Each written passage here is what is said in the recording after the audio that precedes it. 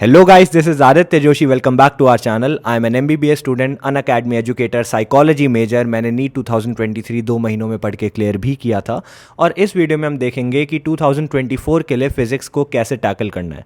बहुत सारे बच्चों के मेरे पास डाउट्स आए थे जो इस वीडियो में आई होप क्लियर हो जाएंगे. ठीक है, सबसे पहले देखो, ज़ीरो से मैं लेके चलूँगा कि कोई बच्चा अभी ज़ीरो पे ज़्यादा पढ़ाई नहीं की, स्टार्ट किया, तो उसके लिए क्या करना चाहिए.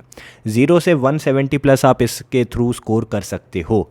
अब क्या करना है, हमारे पास 200 के आसपास दिन बचे हैं. ठीक है, 6 मंथ्स के आसपास बचे हैं. अब इसको सेगमेंट कर दो. सेगमेंट करना क्यों ज़रूरी है? सेगमेंट करने का मतलब क्या है, हमें ऐसे नहीं चलना है कि हमें लास्ट तक ख़त्म करना है. नहीं नहीं नहीं नहीं, सबसे पहले सिलेबस ख़त्म करो, फिर उसको एनालाइज करो, कितना आपने पढ़ा, कितना आपको याद रहा. उसके बाद जो वीक पॉइंट्स है उसको पॉलिश करो, फिर दोबारा क्वेश्चन प्रैक्टिस करो, फिर पॉलिश करो, फिर क्वेश्चन प्रैक्टिस, फिर पॉलिश, और लास्ट में जाके एनसीईआरटी देखो. इस तरीके से हमें चलना पड़ेगा. ओके, तो हमें क्या करना है, सबसे पहले आपको पता होना चाहिए आपका टारगेट क्या है. तो आई एम अज्यूमिंग आपका टारगेट 170 प्लस होगा. सेकेंडली, आप अभी कहाँ पे हो. ठीक है, अभी आपकी स्टैंडिंग क्या है फिजिक्स में. अगर आप 180 का पेपर अटेम्प्ट करते हो तो 180 में से कहाँ हो आप, 100 नंबर ला पा रहे हो कि नहीं, वो आपको देखना ज़रूरी है. थर्डली, व्हाट टू कवर, अब क्या पढ़ना है ताकि हम 180 प्लस ला सके. फोर्थली, हाउ टू कवर, जब हमें पता चल गया कि ठीक है हमें ये सारी चीज़ें पढ़नी है तो इसको पढ़ें कैसे, ये भी जानना ज़रूरी है. सबसे पहले मैं चाहूँगा, देखो अभी तक बहुत पढ़ाई आपने कर ली होगी, कुछ तो करी होगी ना यार. अगर ड्रॉपर हो तो आपने पहले पढ़ा होगा. तो देखो, मैं चाहूँगा कि आप एक पेपर लगाओ फिज़िक्स का फुल सिलेबस और देखो कि आपकी स्टैंडिंग कहाँ है. उसके हिसाब से आपको पता चलेगा कि आपकी वीक चीज़ें क्या है क्या नहीं है. ठीक है, अब क्या करना है, हमारी अप्रोच क्या रहेगी. अप्रोच में सबसे पहले मैं चाहता हूँ थ्योरी कवर हो, सेकेंडली नोट्स कवर हो, उसके बाद क्वेश्चन प्रैक्टिस रहे, एंड लास्ट में मॉक टेस्ट रहे. वो मैंने कहा था ना, सेगमेंटेशन होनी चाहिए, तो ये है वो सेगमेंटेशन.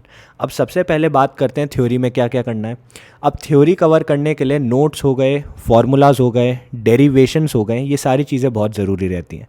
थ्योरी कवर करने के मेनली दो तरीके होते हैं. एक होता है यूट्यूब. ठीक है, बहुत सारे एजुकेटर्स हैं ऑनलाइन, बहुत सारे आपको ट्यूटर्स मिल जाएंगे जहाँ पे आप पढ़ सकते हो. सेकेंडली हो सकता है कि आप कोचिंग जाते हो, वहाँ पे भी आपको पढ़ाया जाता हो. एंड थर्डली, एनसीईआरटी से भी आप कवर कर सकते हो.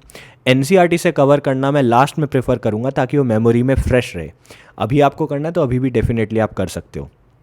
यूट्यूब में करने के लिए मैं आपको बोलना चाहूँगा कि वन शॉट वीडियोस जो होती है ना, जो वो 10 घंटे की 12 घंटे की वीडियोस होती हैं, उनको एक साथ बैठ के मत देखो. बहुत सारी वीडियोस हैं 7 से 12 घंटे की. मैं चाहता हूँ उनको सेगमेंट कर दो कि ठीक है, एक एक घंटे के स्लॉट में देखूंगा. भाई एक साथ तुम ऐसे ऑल नाइटर मार के वीडियो देखना चाहोगे तो कुछ नहीं होगा, दिमाग में घुसेगा नहीं कुछ. ठीक है, सेकेंडली, नोट्स कैसे बनाने हैं. अब नोट्स में मैं तो चाहूँगा कि तुम्हारे हैंडमेड नोट्स हो तो बेटर रहता है. अगर हैंडमेड नोट्स नहीं बनाने तो मैं अपने टेलीग्राम चैनल में अपने नोट्स भी शेयर कर दूंगा डेफिनेटली. बहुत सारे एजुकेटर्स हैं, आपके ऑनलाइन कोचिंग वगैरह हो सकती है, वहाँ के नोट्स हो सकते हैं, मॉड्यूल्स होती हैं कोचिंग की, वहाँ से आप पढ़ सकते हो. क्वेश्चन प्रैक्टिस की बात करूँ तो क्वेश्चन प्रैक्टिस में पीवाईक्यू और एनसीईआरटी के solved examples are the most important thing जो तुम्हें पूरे सिलेबस में कवर करनी है. देखो, पीवाईक्यू क्यों ज़रूरी होते हैं. बहुत सारे बच्चे बोलते हैं भैया पीवाईक्यू ज़रूरी है क्योंकि पीवाईक्यू एज इट इज़ आ जाते हैं. दैट इज़ ट्रू, लेकिन ओनली 5 to 10% ऑफ पीवाईक्यू होते हैं जो एज इट इज़ आते हैं. Rest of the PYQ alteration and mutation दिखा के आते हैं. इसका मतलब, सपोज तुमने कोई क्वेश्चन किया, उस क्वेश्चन का एक ऑप्शन सही था, बाकी 3 गलत थे. हम क्या करते हैं, हम क्वेश्चन सही करने के बाद नेक्स्ट में मूव ऑन कर जाते हैं. तुम्हें क्या करना चाहिए, तुम्हें देखना चाहिए कि ठीक है, एक क्वेश्चन का ये आंसर था लेकिन बाकी 3 ऑप्शन आंसर क्यों नहीं थे. एनालाइज करो उसको, बाकी 3 में क्या चेंजेस लाएं कि वो आंसर बन जाए. इसके बाद आपको समझ आएगा ठीक है इस क्वेश्चन का कॉन्सेप्ट क्या था, कोर क्या था. उस कोर और उस कॉन्सेप्ट के बेसिस पे हज़ारों क्वेश्चन बनाए जा सकते हैं. तो इस तरीके से अगर तुम चलोगे तब तुम्हें समझ आएगा पीवाईक्यू कितने इंपॉर्टेंट है. ठीक है, उसके अलावा एनसीईआरटी के इंडेक्स तो एज इट इज़ उठाए जाते हैं विदाउट वैल्यू चेंज की. ये मैं तुम्हें लिख के दे सकता हूँ, एज इट इज़ उठाए जाते हैं. मैंने जब 2 महीने में पढ़ के नीट 2023 क्लियर किया था, इस साल क्लियर किया था, तो मैंने क्या किया था, एनसीईआरटी इंडेक्स फिजिक्स केमिस्ट्री के जितने सॉल्व्ड एग्जाम्पल क्वेश्चन वगैरह थे उनको रट लिया था क्योंकि मुझे पता था एज इट इज़ आने हैं वो. ठीक है, तो बहुत ज़रूरी है करना. लास्ट में आ जाते हैं मॉक टेस्ट में. मॉक टेस्ट जितने ज़्यादा लगाओगे उतना ज़्यादा अच्छा रहेगा, लेकिन मॉक टेस्ट में तुम्हें बैलेंस बनाना है क्वालिटी एंड क्वांटिटी में. नो डाउट क्वांटिटी बढ़ाने से क्वालिटी गिर जाती है ऐसा लोगों को लगता है, लेकिन it is not entirely true. बहुत सारे मॉक टेस्ट आप लगाते रहोगे तो कभी ना कभी क्वेश्चन रिपीट होंगे तो उनको सॉल्व करने की ड्यूरेशन कम होती रहेगी. राइट, स्पीड बढ़ेगी आपकी क्योंकि वो ऑलरेडी एनकाउंटर्ड क्वेश्चन होंगे. अगर आप ये करते रहोगे तो एट द एंड जब वो क्वेश्चन एक और बार आएगा आपके फाइनल नीट के पेपर में तो आप उसे सॉल्व कर पाओगे. Mock test is very very important. अब देखो, दो तरीके होते हैं यार। ये चार चीज़ें मैंने आपको बताई, कौन सी चार? सबसे पहले थ्योरी, फिर नोट्स, फिर क्वेश्चन प्रैक्टिस और मॉक टेस्ट। इन चार चीज़ों को करने के दो अप्रोच हैं। पहली अप्रोच ये है कि आप चैप्टर वाइज चल लो। उसके लिए मैंने वीडियो ऑलरेडी अपलोड किया है, जो नीचे डिस्क्रिप्शन में लिंक मिल जाएगा, वहाँ आप देख सकते हो किस चैप्टर को कितने दिन देने ज़रूरी हैं। सेकंड अप्रोच ये रहती है कि मेरी लिस्ट से पढ़ाई करो।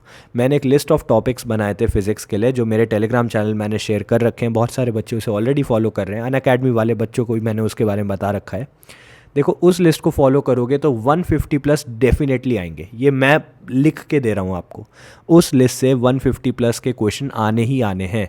एक बार आप 0 से 150 प्लस पहुँच जाओ तो उसके बाद 150 से 180 की जंप लगानी होगी, जिसमें एनसीईआरटी आपकी हेल्प करेगी। ओके, तो दूसरी अप्रोच ये है। मैं हमेशा के लिए आपके ऊपर छोड़ दूंगा कि आपको कौन सी अप्रोच अपनानी है। अगर आपको ये देखना है कि ठीक है, चैप्टर वाइज डिमार्केशन दो भैया, कि किस चैप्टर को कितने दिन डिनोट करूं, कितने टाइम डिनोट करूं, कैसे करूं, तो वो भी मैंने वीडियो में बताया। अगर तुम्हें लगता है नहीं चैप्टर नहीं टॉपिक वाइज चलना है, तो टॉपिक भी मैंने तुम्हें बता दिया। Now the ball is in your court वाली बात हो गई। अब लास्ट में देखो, एक चीज़ मैं बता देता हूँ, एनसीईआरटी बहुत इंपॉर्टेंट है। तो एनसीईआरटी में क्या कवर करना है, कैसे कवर करना है, ये जान लो। एनसीईआरटी में सबसे पहली बात, एग्जाम्पल जो कि सॉल्ड एग्जाम्पल होते हैं, उनको करना बहुत ज़रूरी है। बहुत सारे पीवाई की तुम उठा लोगे तो वही सॉल्ड एग्जाम्पल पूछे गए हैं। सेकंड चीज़, पॉइंट्स टू पॉन्डर करके चीज़ें लिखी हुई हैं, डब्बे बना के एक्स्ट्रा इन्फॉर्मेशन जो तुम्हें लगता है वो लिखी गई है, उसको कर लो, क्योंकि वहाँ से assertion, reason and statement based question उठते हैं। स्टेटमेंट बेस्ड क्वेश्चन एक और चीज़ से उठते हैं, वो क्या है? समरी से। बहुत सारी जगहों पे समरी दे रखी होती है चैप्टर की, राइट? चैप्टर के एंड में पॉइंट्स दे रखे होते हैं, जिन्हें शॉर्ट में पूरा चैप्टर समझाया होता है। वहाँ से बहुत सारे क्वेश्चन स्टेटमेंट बेस्ड उठ जाते हैं, तो वो करना ज़रूरी है। लास्ट में टेबल्स, जितनी टेबल्स तुम्हें एनसीईआरटी में दी हैं वो सारी करनी ज़रूरी है। ये फिजिक्स केमिस्ट्री दोनों के लिए, इनफैक्ट बायो के लिए भी है। टेबल्स में क्या होता है, बहुत बार वो टेबल्स के आगे ना इन्फॉर्मेशन लिख के देते हैं, पॉइंट्स में वैल्यूज़ लिख के देते हैं। अब तुम कहोगे भैया वो वैल्यू कैसे रटे? भाई वैल्यू नहीं रटनी है तुम्हें टेबल को अरेंज करना है, ascending order, descending order, boiling point, melting point, इन सारी चीज़ों के बेसिस पे। ऐसे ही सवाल नीट में वो पूछने वाले हैं। तो अगर तुम ये चीज़ें कर लेते हो तो आई डोंट थिंक कि इसके अलावा कुछ और करने की ज़रूरत है। नीट 2024 की फ़िज़िक्स बहुत अच्छी जाएगी। मैं आउट ऑफ एक्सपीरियंस बोल रहा हूँ, ठीक है? मैं आउट ऑफ एक्सपीरियंस बोल रहा हूँ। साइकोलॉजी मेजर जब मैं कर रहा था तब भी मुझे काफ़ी चीज़ें पढ़नी पड़ी थी, और आई एम टेलिंग यू, मैं वो पढ़ाकू वाला बच्चा नहीं था जो दिन रात पढ़ता रहे।